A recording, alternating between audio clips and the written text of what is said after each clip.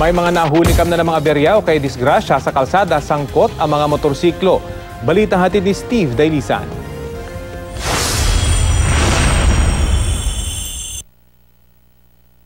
Dahil walang stoplight, kanya-kanyang diskarte ang mga sasakyan sa intersection sa Quezon City. Makikita sa video na aabante na sana ang SUV nang bumulaga sa harapan ang patawid na motorsiklo. Hindi nakapagpreno ang driver ng SUV kaya nabundol ang motor. Mabilis namang nakatayo ang dalawang sakay na motorsiklo. Tumabi ang mga nagkabanggaan at nag-usap. Sa kuha namang ito sa Muntinlupa City, makikita ang nakamotor sa harap ng sasakyan ng uploader.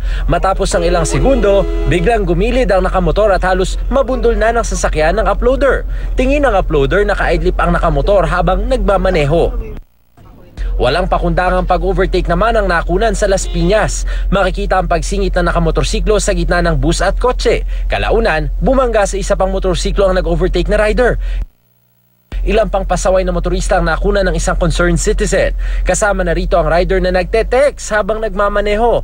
Nakunan din ng video ang overloaded jeep na pati bubungan puno ng pasahero. Nag-alahari ng kalsada naman ang tricycle na ito na nag-counterflow sa Pampanga.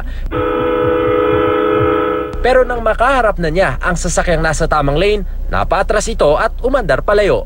Steve Dailisan, GMA News.